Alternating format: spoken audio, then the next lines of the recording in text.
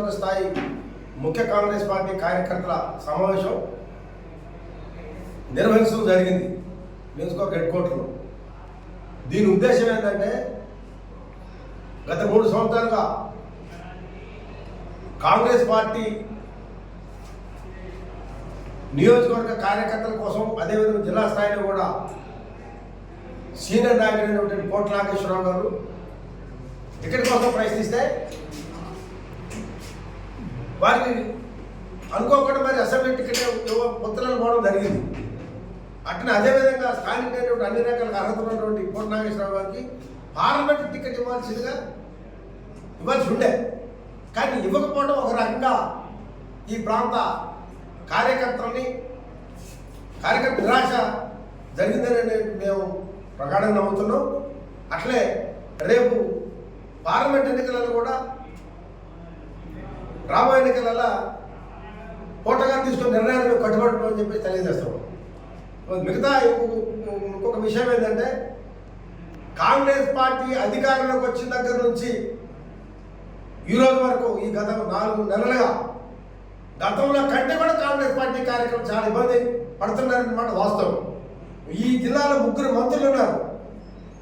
3 మంత్రులలో ప్రధానంగా బట్టి విక్రమార్క గారికే ఈ జిల్లాలో ఉన్నటువంటి కాంగ్రెస్ పార్టీ కార్యకర్తల బాధలు తెలిసేది కార్యకర్తల అభిప్రాయం. దీన్ని ప్రధానంగా బట్టి విక్రమార్క గారే నిందిస్తున్నారు కాంగ్రెస్ పార్టీ కార్యకర్తలు ఈ జిల్లాలో. అది వాస్తవం. మేము ఎవరికి వ్యతిరేకంగా ఎవరికి ప్రోగాదు. మేము కాంగ్రెస్ పార్టీ కరుడుగట్టే కాంగ్రెస్ పార్టీ కార్యకర్తల అభిప్రాయాన్ని ఒక నియోజకవర్గంలో పిసిసి మెంబర్గా బాధ్యతగా కాంగ్రెస్ పార్టీ కార్యకర్తగా నేను మీడియాకి సమాచారం తెలియజేస్తాను. కాంగ్రెస్ పార్టీ సీక్రెట్ బహిర్గతంగా ఉంటుంది. ఇప్పుడు కాంగ్రెస్ పార్టీ అభిప్రాయాలు, కాంగ్రెస్ పార్టీ కార్యకర్తల అభిప్రాయాలు తెలిసిన పుస్తకం, ఇందుకు అనుమానమే లేదు. ఇది జాతీయ పార్టీ, ప్రజల పార్టీ, ప్రజల కోసం ఉన్నటువంటి కాంగ్రెస్ పార్టీ. ప్రజాప్రభుత్వం వస్తుందని చెప్పేసి అనుకుంటే ఈరోజు కాంగ్రెస్ పార్టీ కార్యకర్తల ఇబ్బందులు గురవుతున్నారు. ప్రధానంగా ఈ నియోజకవర్గంలో ఇక్కడ రకరకాల శక్తులు అన్ని కలిసి కాంగ్రెస్ పార్టీని చంపడానికి కోసం ప్రయత్నం చేస్తా ఉన్నారు.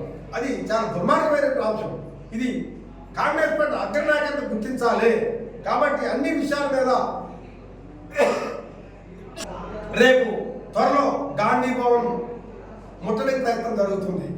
కొత్తగూడెం నియోజకవర్గం నుంచి త్వరలో ముఖ్యమంత్రి గారిని, ఉప ముఖ్యమంత్రి గారిని, ఈ జిల్లా మంత్రులు కలిసి కొత్తగూడెం నియోజకవర్గ పరిస్థితి ఏంటిది అనేది కార్యకర్త అభిప్రాయాన్ని వారికి తెలియజేయడం కోసం ప్రయత్నం జరుగుతూ ఉంది. ఇది వ్యతిరేకంగా ప్రోగ్రాం. దయచేసి కార్యకర్తల అభిప్రాయం ఇది, వాళ్ళ మనోవేదన. ధన్యవాదాలు. కొత్తగా కాంగ్రెస్ పార్టీ అందరిని ఆహ్వానిస్తాం, కానీ మేమేమంటున్నామంటే అందరూ ఉంటేనే కాంగ్రెస్ పార్టీ మారడం తప్ప నేను అనను. నంబర్ 1 మారినటువంటి వాళ్ళు ఇంతకాలం బట్టి బీఆర్ఎస్ ప్రభుత్వానికి వ్యతిరేకంగా జెండా కొట్టాట్లు, దెబ్బలు తిని, లేకపోతే జైల్లో పోయి కేసులు పెట్టుకొని వాళ్ళు వ్యతిరేకంగా కొట్టాడితే అదే మనసు యువతలకు వచ్చి మళ్ళీ ఏలవే పెత్తనం చేసుకోవడం తప్పు. దాన్ని వ్యతిరేకిస్తాం డెఫినెట్గా.